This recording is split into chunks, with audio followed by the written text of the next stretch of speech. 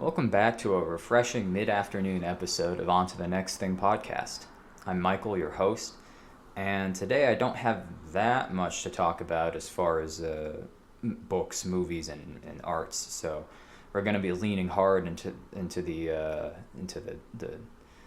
job and career aspect today by talking a little bit about first jobs, early jobs.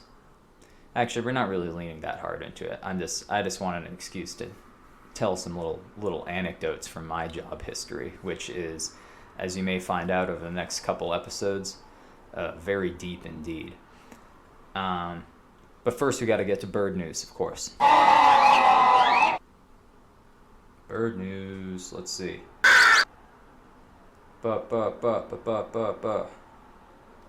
Opening my tabs.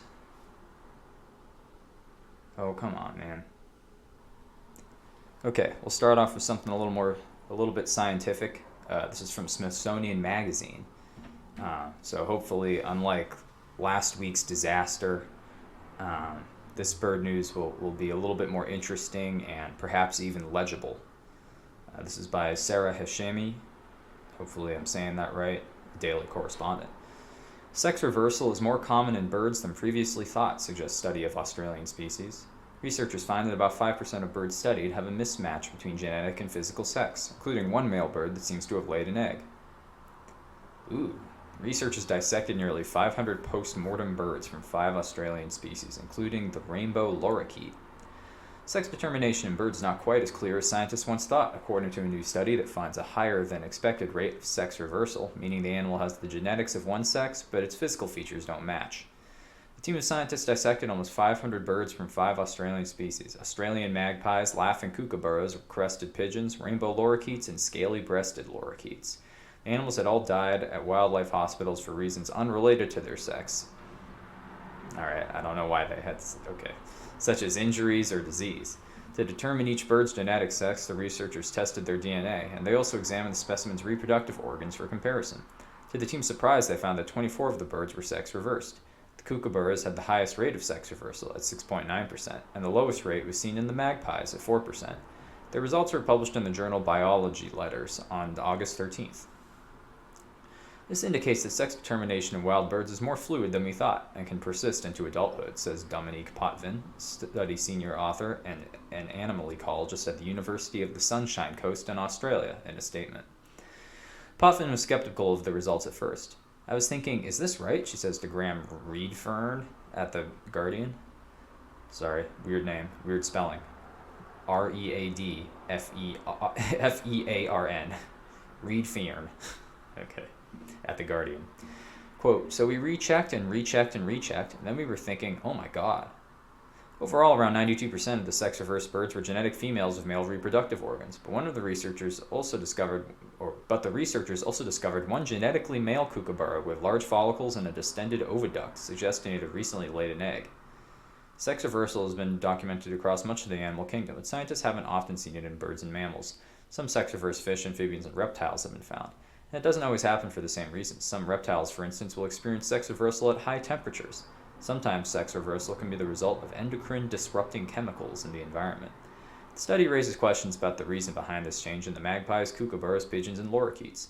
Quote, now that we know this discordance occurs, the next big question will be, what is driving this discordance in birds, says Claire Holloway. Once again, slightly off names. They're like normal names, but spelled slightly off, just to intentionally trip me up. What is driving this discordance in birds, says Claire Holloway, an environmental biologist at Australia's Commonwealth Scientific and Industrial Research Organisation, who wasn't involved in the research, to Fee Jacobs at Science. Is it chemicals, is it environmental stress, or some other factor that can alter developmental trajectories? So far, the research hasn't provided answers. Okay, end of article. Nope. What else? Potvin tells Science she hopes her work will lead to other scientists to explore sex reversal in bird species. She wonders how the phenomenon might impact other characteristics of birds, such as their vocalizations. We know a lot about the physiology, she adds. We don't know how it impacts the individuals and especially the populations as a whole. Well, that's a fun little article. Pretty nifty. Actually legitimately interesting, unlike that last one, which was about magpies gathering around an owl, like a fake owl. which honestly, actually, if I was feeling more creative and wasn't as worried about the interview yesterday, I had a story about an owl too, but I can get to that at another time. Maybe in a later episode when I'm talking more about some of my other jobs that I've done. Okay, I also had this one. Hawk missing from California Zoo shows up 15 months later. This is from the San Francisco Chronicle, and of course, West Coast, big place for bird news, California. Hawk missing from California Zoo shows up 15 months later, by Tara Duggan, staff writer. Ripley the hawk. Alright, the rest of the caption is covered. That's okay. A hawk missing from a California zoo showed up 15 months later in a backyard just 25 miles from where he was lost. Ripley, a male Harris's hawk, flew away from the Fresno Chaffee Zoo during a bird show last April and had been missing ever since. He was driven out by local red-tailed hawks during the show. Rude. Then could not be located despite widespread news coverage and dozens of reported sightings, the zoo reported on its website this week. That was until late last month when the neighbor saw an unusual hawk in her backyard in Prather, Fresno County, about 25 miles from Fresno, and contacted the zoo after seeing reports about the missing bird of prey. Zoo staff arrived at the home, coaxed him onto a falconer's glove, and brought him back to the zoo, where a veterinarian found him in good health, the zoo's bird show animal manager told CBS News. Wow, this made it to CBS News. That's pretty crazy.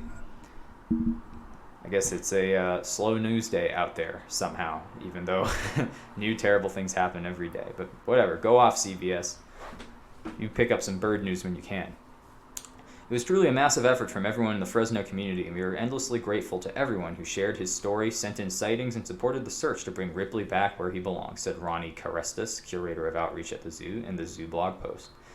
Harris's hawks are mostly dark brown, with chestnut brown coloring on their wings and legs and white markings. Birds are native to Arizona, New Mexico, and Texas, as well as Mexico, Central America, and South America. Male and female adults are about the size of a crow and tend to weigh 18 to 31 ounces, whereas red-tailed hawks are much larger, with females weighing up to 52 ounces, according to Merlin, a bird identification and education resource from Cornell University. Wow, that's fascinating. Also, a little fun fact about red-tailed hawks: the sound that you associate with eagles, specifically the bald eagle, the caw, that's actually a red-tailed hawk sound. Bald eagles do a weird little whistling tweet thing, actually, instead. They don't have the scream like red-tailed hawks. But, yeah, I don't know what sound Harris's hawks make. It's probably something in between the two, something similar, because a lot of those birds of prey sound very similar. Alright, I think I had one more that was pretty good. This is from the LA Times.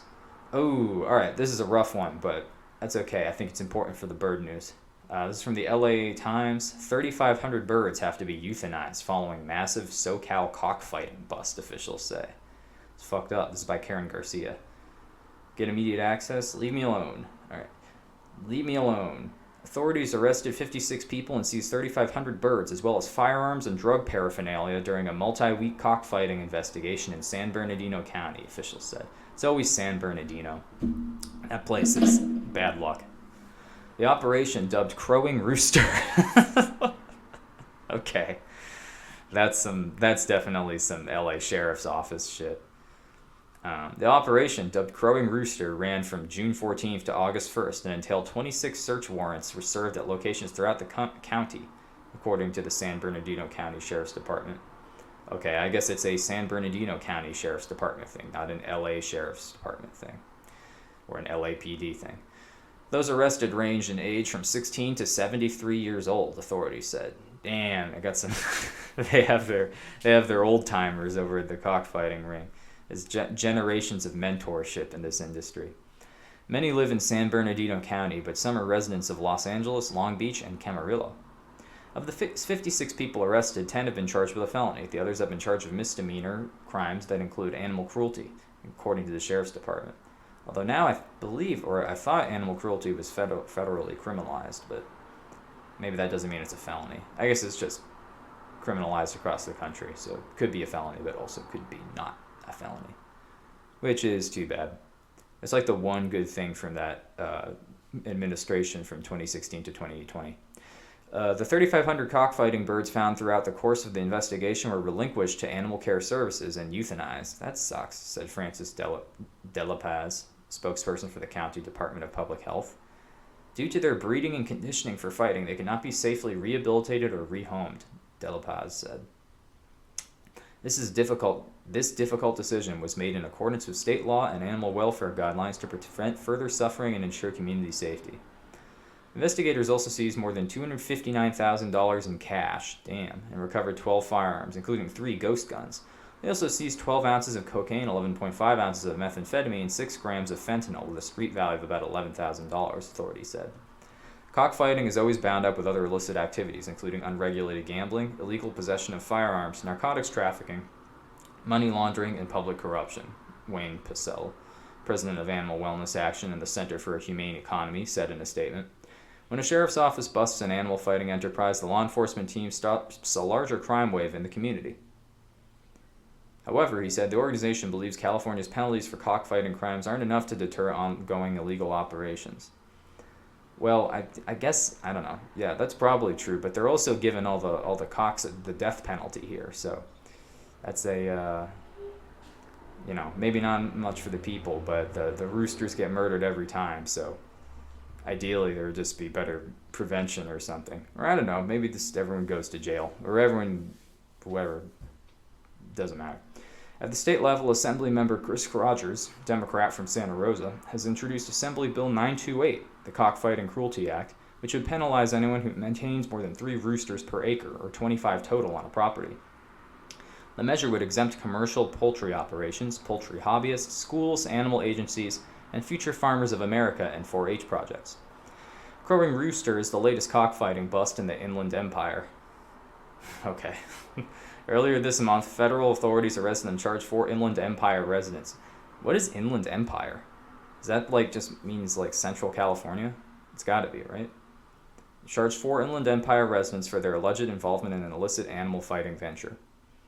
The men allegedly ran elaborate cockfighting events out of San Bernardino County residents, blah, blah, blah, 100 spectators and gamblers. $20 out to park at less than a mile from the property, were shuttled to the home. Wow, this is like a fancy little, it's like a county fair, but for blood sports. Giving people little shuttles and stuff so they don't have to walk too far. This is a pretty sophisticated operation that I guess brings in money. $20 per person. Okay. You could just go to a Ren fair, I guess they don't have blood sports at Ren fairs, at least not real ones. Anyway, sheriff's deputies also broke up an operation in semi-rural compound near Victorville that had more than 300 spectators in attendance in January. At least 92 birds were seized from that operation and 47 people were arrested. Okay. Thank you for that. That was a little bit depressing, but that's bird news. The birds can't win every day. Alright, sex reversal, okay. Cool. Alright, well, let's get to my recommendations for the week. I haven't really been watching any movies. I did start watching Alien Earth, which is pretty good so far. I've only watched 1 episode, so I don't have that much to say about it, but I do like kind of the exploration of the the universe of the Alien franchise. I mean, some people say that there's definitely, okay, some people say, but they're right, that some franchises don't need to have that much lore, and that lore really shouldn't be that important for making a franchise good or for making any piece of media good. But it is fun, the world that was set up in Aliens is already so interesting and bizarre that, I'm kind of glad that they decided to explore that a little more. Basically just a world and essentially a solar system run by just 4 mega corporations, and it kind of has a bit of a cyberpunk feel, but without the without all the rebellion. It's like a cyberpunk world where essentially all the rebellion has been crushed and everyone just kind of works for the corporations, and that's kind of the only thing that you're supposed to be doing. And so you get all these people, you get people who are scientists and stuff, but they just look like they're wearing truck driver clothes on these ships, because they're about the same level of expendability. They're worth far less than their cargo, at least according to the companies. And and then it kind of, since this is like the one it's on Earth, the alien gets to Earth. Oh shit. If you don't know much about the Alien franchise, you don't want the alien to get to Earth.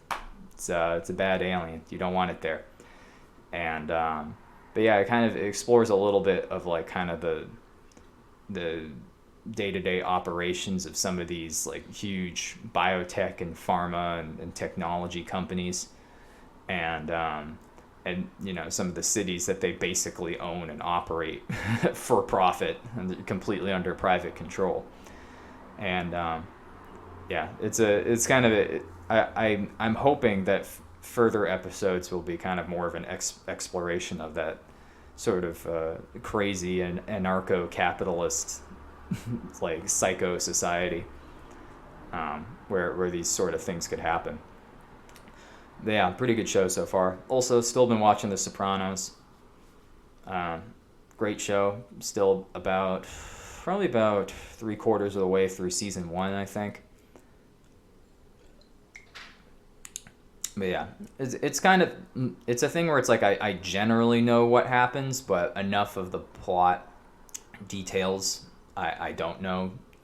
So the show still stays interesting, and I'm still fascinated to see who dies next, and if anyone learns any lessons.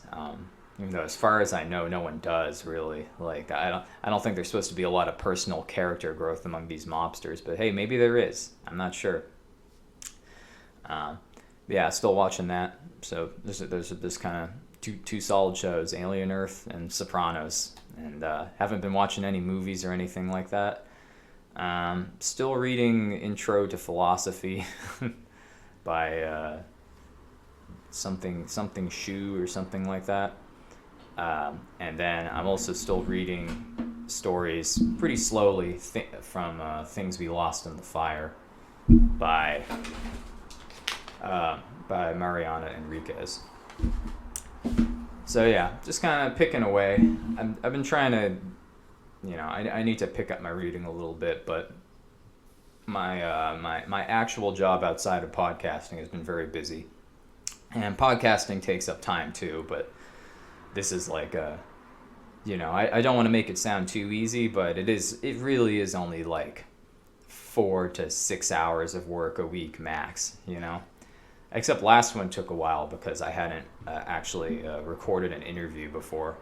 And I think it went pretty well, but also it's like difficult. It's difficult. Like trying to work with Dropbox and shit like that. Like, god damn, I hate that thing. I hate anything where it's like, oh, cloud storage, just make an account and then we'll keep barraging you with ads to upgrade it so you can have more storage. And it's like, I really just want to transfer this file, I just want to transfer this file to this person who happens to have a Dropbox account, so I can just give them their half, and then then we'll be on our way. But hey, that's the nature of file sharing, which is why it's a hell of a lot easier just to record these things alone. But what are you gonna do anyway? Yeah, I've been pretty busy, but I have been listening to a lot of music. I had a couple that I wanted to point out. I started to listen to the Screaming Trees again.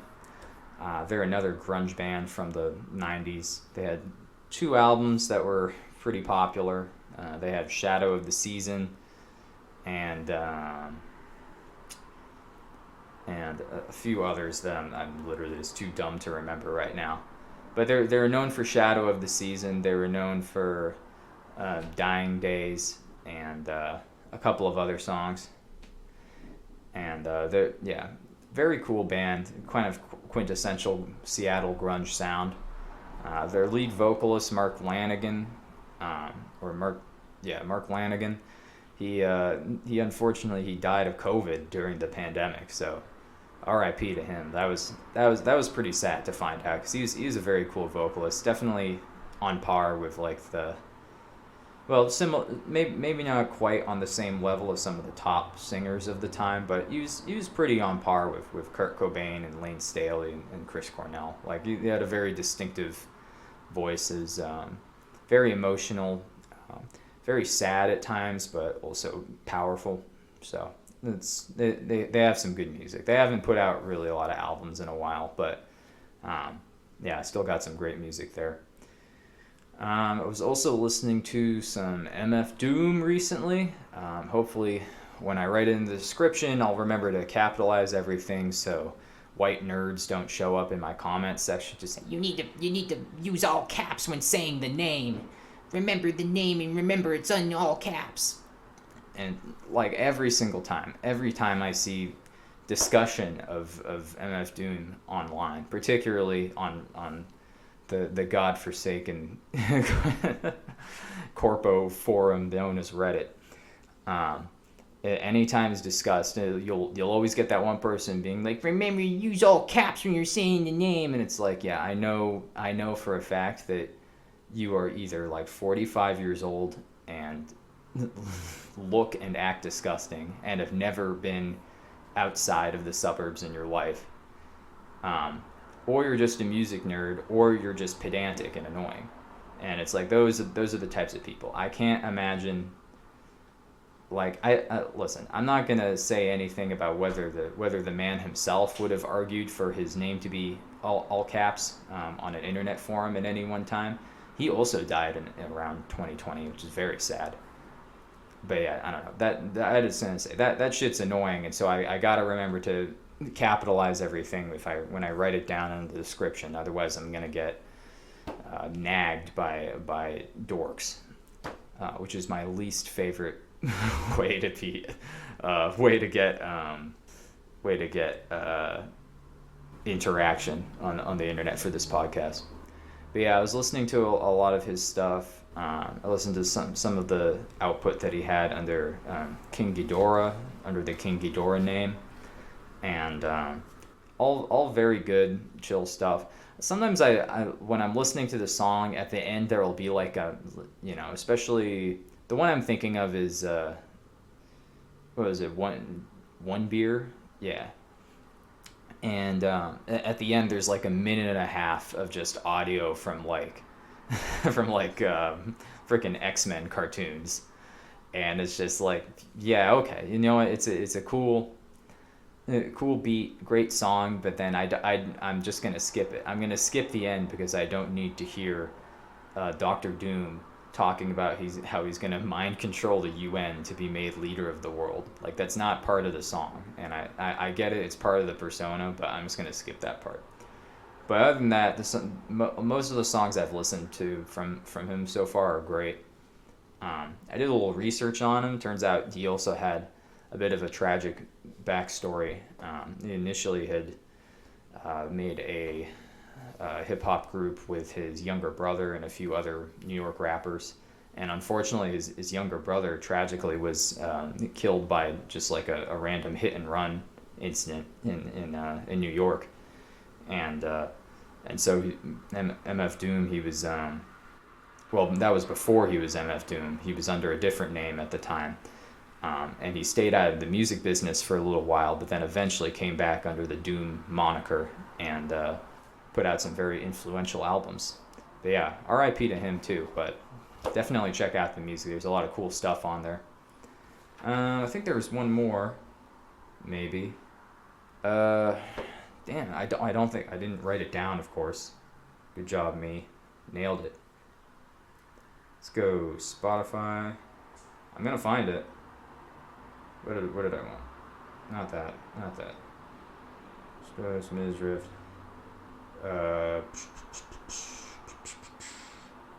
I've been listening to Panchiko. Yeah, that's that's kind of that was definitely a deep cut for me. I discovered them. Well, I didn't discover them, of course. It was me being kind of doing a little Christopher Columbus thing, but for music. But they were like a little kind of like alternative indie rock / electronica band from they were around in the late 90s and early 2000s, and the one main album that they put out was at the turn of the century in the year 2000, and it was called Death Metal, and it didn't get a ton of just didn't get a ton of people listening at the time, and so it kind of fell through the cracks. But then eventually on some music forums in the mid 2000s, some music nerds found just like this ripped copy that had been just ripped off like a CD and digitized, and from there the that album kind of got rediscovered, and and then at one point the former leader of the band got messaged on Facebook by just a random person asking him if he was the lead vocalist from Panchiko, and or Panchiko. I actually haven't heard it pronounced. I keep thinking it is Panchiko, but I'm sure more and even more ferocious white nerds will come in and tell me that it's pronounced differently somehow. But yeah, the guy got messaged about it, and I guess it gained enough traction again where they released a bunch of their like old demos and stuff from when they were still a band, and then they actually put out a new album recently. I gotta find what that is. That I think that would be important for figuring out. Chapel of Salt, that's the name of the song, but the album is called Ginkgo, Ginkgo, and it's yeah, I mean, death metal.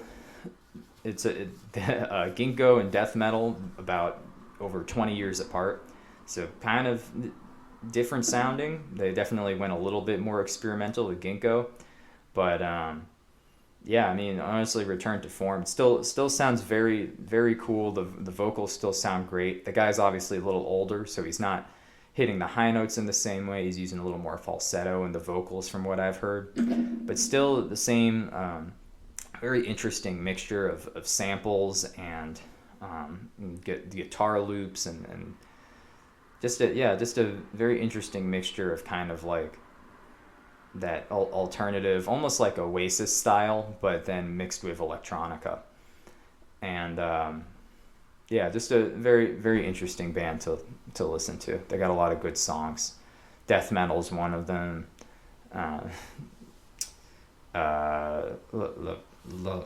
Laputa, I believe, is another one. And then like they had some other demos that also sounded really cool.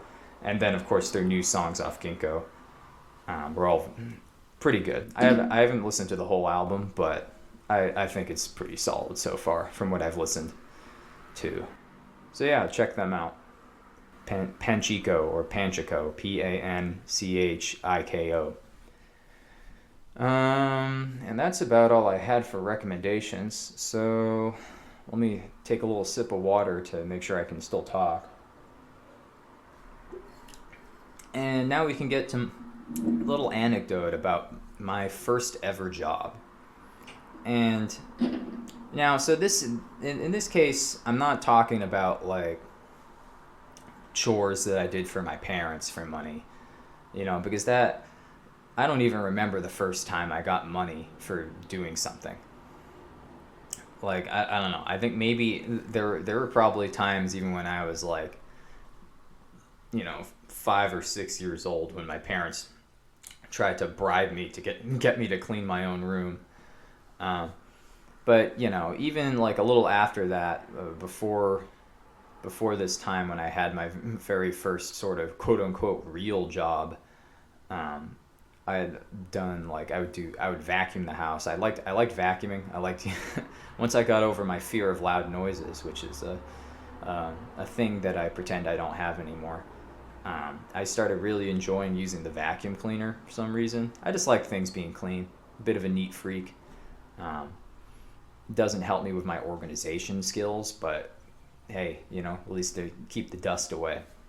But yeah, I like doing that, so I would get money for that. Sometimes I could get a $20 for for vacuuming the whole house, which is honestly probably some of you are probably thinking that's a lot for a kid. Others are probably thinking like, oh, that's good, or like, oh, you were underpaid. But it's like, is my dad paying me? He didn't want to pay me for anything. I'm just keeping the house clean. Like, but yeah, no, I would do stuff like that. I'd mow the lawn a little bit, make some money doing that. I was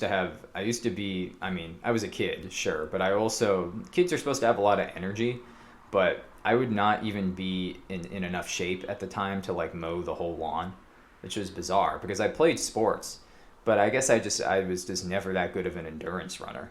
I remember the first time I ever had to play laps in soccer, which don't worry, we'll get back to the job here, but like I remember just being gassed and just dying behind all these other kids, some of which had like asthma, but they were still running more efficiently than I was, and I was just sweating, and it was the first time I ever had to run laps. Most of the time I would just sprint, steal the ball from someone, and then pass it off.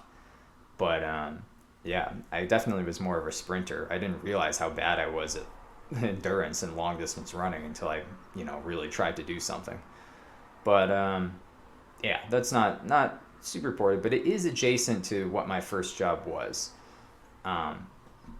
Because in the area where I grew up, there is a burgeoning movement to try and bring soccer or football, if you're from anywhere else in the world, over to the United States.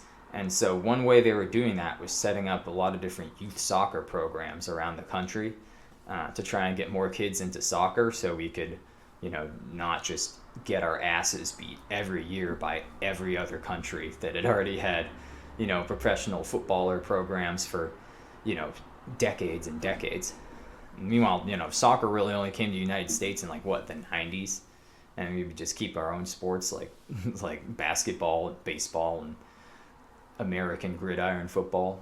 Yeah, that's the one that only we do. Well, the Canadians do it, and then actually there's some Central European countries that do gridiron too. I could probably have a whole episode where I talk about weird sports facts, even though I don't know that much about modern sports and modern teams in general. But I have a lot of little weird sports tidbits. But the point is that these programs are trying to get soccer popularized in the United States by getting all our little fat American kids to try and play it. And so, yeah, and so kind of the way they did it was they would have, for the most part, they would just have local suburban dads coach the teams. Occasionally, for kind of supplementary programs in the summer, they would bring in this. Oh man, they would bring in this British dude. he was Scottish, I think, or he had a northern or Scottish accent, something like that. I don't remember that well. I definitely think he's Scottish, but yeah, he would basically just he was there to try and whip us into shape to get the kids better. And my dad would kind of put me in that program because it was what else am I going to do? Sit around and watch TV and read my fantasy novels and play with bugs and shit. I don't know. I don't remember what I did when I was a kid. But, well, I do. It was those things. But the point was, yeah, they brought me to this British guy over the summer, and he would just, you try and show us more advanced, soccer and ball control moves. And it was never fun soccer. It was never, a fun scrimmage, oh, just go free play. It was always just, drills. And then, after just doing tons of drills and being exhausted, he would be all right, now we're going to do a little bit of free play soccer when you're exhausted and no longer want.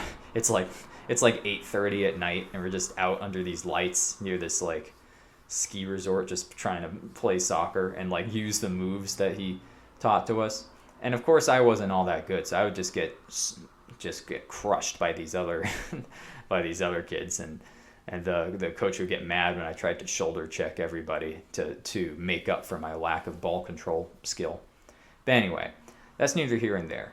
The point is that the coaches were all parents, but the referees were usually middle school or high school soccer players who would get hired out for the season to referee these youth soccer games.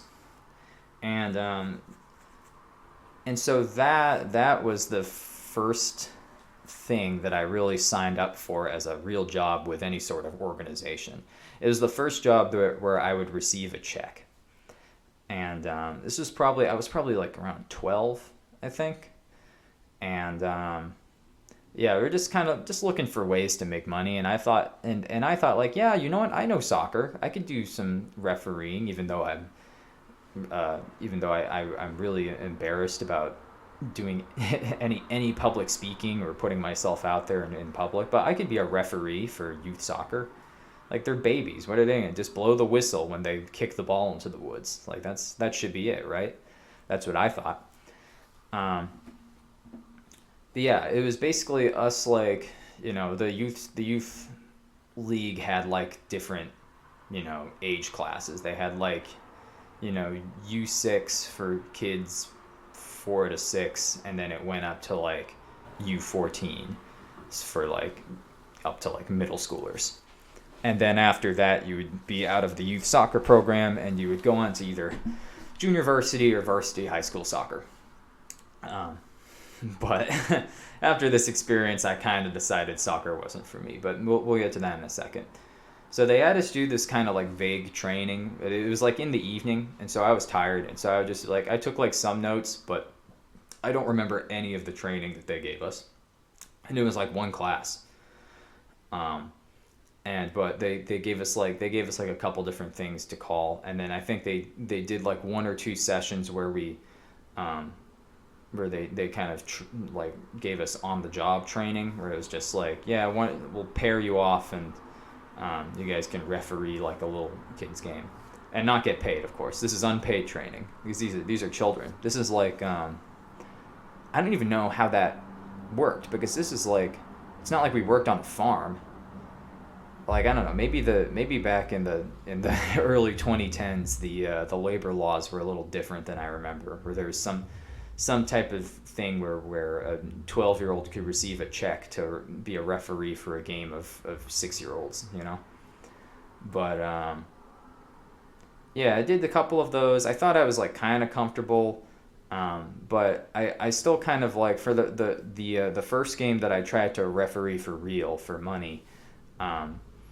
I decided that I wanted to, like, me being a very, very shy kid that I was, and not really wanting to get the full brunt of the responsibility, I decided to split it with this guy who's kind of a friend of mine, who I also played soccer with a lot of the time.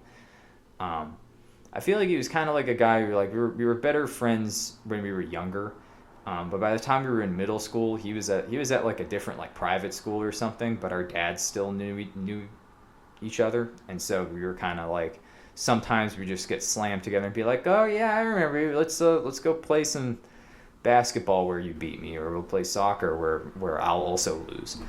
But yeah, he seemed kind of reluctant to split it with me, because it was only they were only paying us $20 a game. Which, I mean, for like an hour or two of work isn't that bad, at least not for the time. It was really only like an hour, I think. So it was like we were getting paid $20 an hour, which is pretty cool, relatively speaking. But yeah, he didn't really want to. He was getting only $20 anyway, so he didn't want to split it. But I was like, I don't want to have to.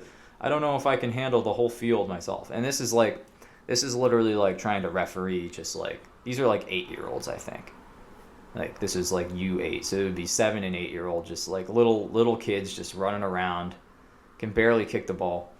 But I got out there. I had my buddy out there manning the other side of the field, and I felt pretty confident. But then the games start, and those little creatures started sprinting up and down the field and kicking the ball everywhere. And I realized, like, I cannot watch all of these kids. I am too anxious, and I am too, like, distracted to try and keep track of everything. And so it was like, I guess I should really just keep track of the ball, and I guess keep track of any, like, overt penalties. But these kids were actually, they were faster than I thought, and they had kind of better ball control skills than I thought. And so they were going like right on the line. And I was really trying to judge, like, okay, if they hit the line, then they're out. But if they're not hitting the line, I'm not going to whistle. And so, like, they would be right on there, and then I think there were, like, certain penalties that I had to watch for too, like offsides and things like that. But I know for a fact that I was definitely way too focused on, like, 1 or 2 of the penalty types, and not as much on making sure that, like, kids weren't, like, kicking each other and, like, knocking the ball out of bounds. Because there was at least one time where the ball definitely went out of bounds, and I did not call it. And that was when the adult dad coaches on the sidelines started to get pissed. I remember, I specifically remember around halftime, I was probably pale as a ghost because I was freaking out. I could tell everyone was like, "What's going on with the ref?" And I think I literally heard someone yell like, "Come on, ref!" And I'm like, "The ref is 12. The ref is on his first job. The ref is getting embarrassed in front of his like only friend who plays sports, and it's and in front of his dad." So so it was like, yeah, it was fucked up. I was already like pale. I was feeling nauseous. I did not want to be there, but I couldn't just quit in the middle of the game. I mean, technically I could have, um, but technically I could have, and I kind of wanted to, but I also wanted that $10. You know, I thought it'd be so cool to get earn $10 of my own, and so I was like, I'll tough it out. And then I was on the other side of the field, and that was where the coaches were, and I knew that coach was mad at me. He was just watching me the whole time. I think the worst of my failings happened in the first half because I know that coach was mad at me, but I don't think I fucked anything up too bad in the second half of the game. Because in the end, I mean, you do fall into a rhythm.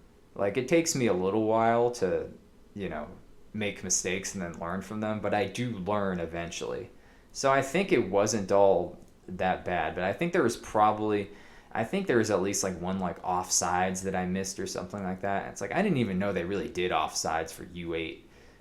Although this might have been no, this had to be U8 because those kids were like way smaller than me, and I was only 12. I was not a big kid at the time, but yeah, it was that was 100% like I just remembered, yeah, just this red-faced, bald, middle-aged guy who was just one of the poor kids' dads. You know that like if you're a coach, like a coach's son, I was briefly a coach's son for a little bit. My dad would assistant coach and occasionally head coach on and off, and it's like I don't even know, like I don't know if he was drawing up plays here. I know he was head coach at least one time where he had to like try and draw up plays based on just like soccer that he'd watch on cable. And so he'd try and be like, hey, okay, so I saw these guys that were moving the ball around really well. And so he would like convene with like the other dad coach and be like, all right, we should probably do that this way, right? But oh man, sometimes those dad coaches, they would scream so much they would get in trouble with the quote unquote league. And then they'd be forced to tone it down. I know this is definitely a big issue in youth basketball, but it was there in youth soccer too. Like you had these dads who like they really wanted to be like, you know, they were probably missing you know, hangouts with the boys from 20 years ago, and they're like, you know what, now I'm coaching youth soccer, so now this is my thing, and now this is how I win and have fun.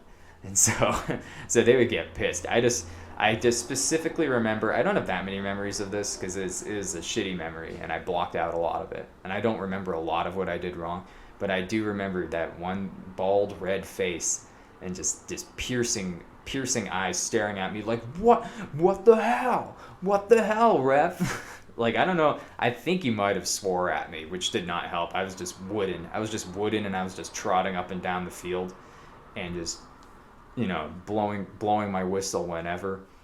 And but yeah, I know I survived it somehow because I know I got that $10 check and I deposited it into my savings account like a good little investor boy.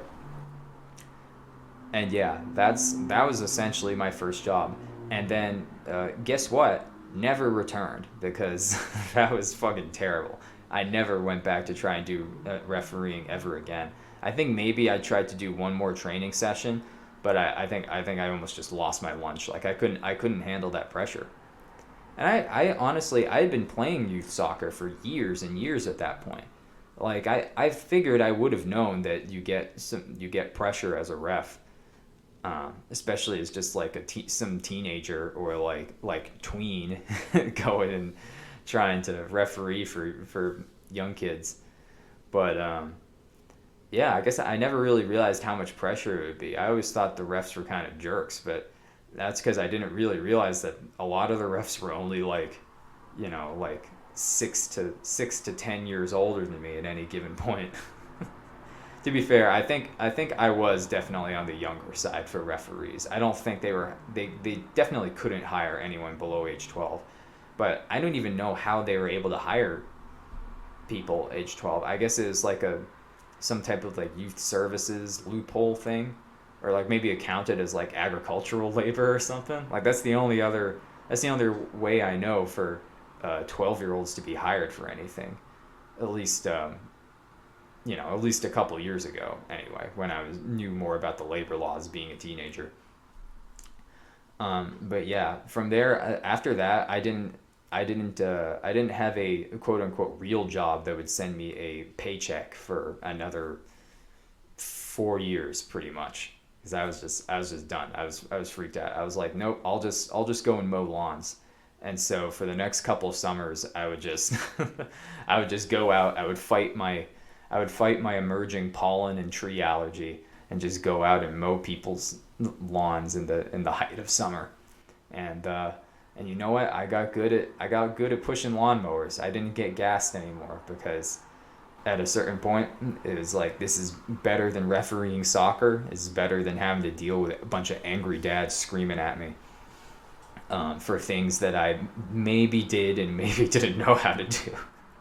It's definitely possible. I think it was possible that like a kid shoved another kid down, and I just like was so shocked I didn't blow the whistle. I think that was the thing that happened. I'm kind of screwing up the chronology of this story, because I only remember bits and pieces of it. But I think there is definitely at least one like egregious thing that I did not call. And they were so fucking mad at me. But yeah, after that it was just like, I'll give you $20 to $40 to mow my giant lawn, because I grew up in a richy rich town, and so the lawns were big, and so they needed cheap labor to mow it, because otherwise the landscaping guys charged a lot.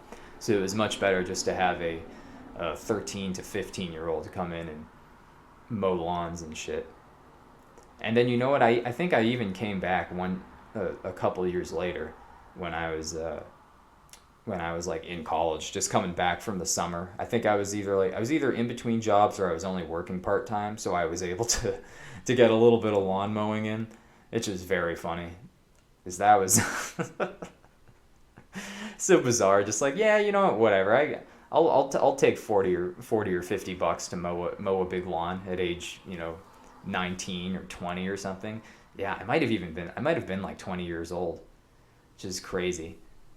Yeah, just like, yeah, didn't have my own equipment. I just had a bike or my car. I had my car at the time, but like, yeah, as late as 19 or 20, I would go over there.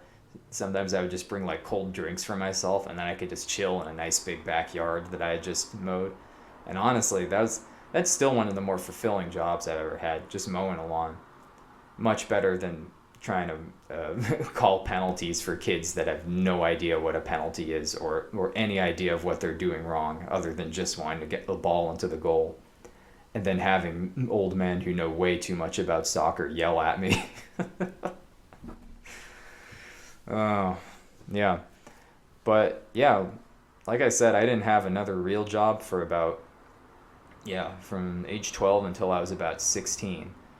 And I think I'll talk about that next real job that I had in the next episode, because that one, honestly, the amount of shit I have from that job is probably I could cover like another 3 episodes, and my voice is getting tired, so I think I'm probably gonna wrap up for today. But yeah, if you like this episode, or actually, even if you don't like this episode, do you not like my cadence? Do you not like the words I use? Do you not like the bird news? Fuck you if you don't like the bird news. You're gonna hear bird news. That's my gimmick. Or it's not a gimmick, it's a calling. But yeah, even if you don't like it, leave a comment. But I think that leave a comment with what was your first real job? Like a job that, even if you got paid in cash or something, it would be like a job that in most situations would give you a paycheck. Like, did you have to do agricultural work at age 12? Did you have some sort of weird like pseudo legal youth services program where they were hiring kids to referee other kids? I know for a fact some of my peers were working for like some youth services or boys and girls club type of thing at some point. but I don't know exactly what was the cutoff for them getting paid. But I know I got a $10 check when I was 12 years old. And I didn't, you know what, I've never seen a check with that little amount of money ever since. I don't even know why you would bother. They should have just like all pooled their money and just given me $1 each. Like all the spectators in the audience should have just each given me $1, and that would have been like that would have been an equivalent amount of pay. But yeah, yeah. What was your first job? Did it suck? Was it cool? Was it fulfilling at all? Did you get screamed at? Did you take away any skills from it? I know I didn't take away any skills from mine. I don't remember jack shit about soccer. And I don't watch it because guess what? It's still not popular here because we have 4 other sports that have a monopoly on like 90% of the viewership in this country. Although in the cities you do get like groups of British tourists coming in and watching. Sometimes they got like rugby and stuff, especially in the Irish pubs on the East Coast. Like you can get like some soccer hooligans coming in there and watching Manchester and whatever the other one is. But yeah, I don't watch soccer anymore. I didn't take anything away from that one. But my next job, I feel like I took some stuff away from that. So we'll get to that in the next episode. But thank you for listening. Hope you enjoyed. Once again, leave a comment. Follow on Blue Sky at OTNT Podcast, or Mastodon at OTNT Podcast, or Instagram at OTNT Podcast. And let me know if I can hijack your X account. And that's about it. Signing off. Goodbye.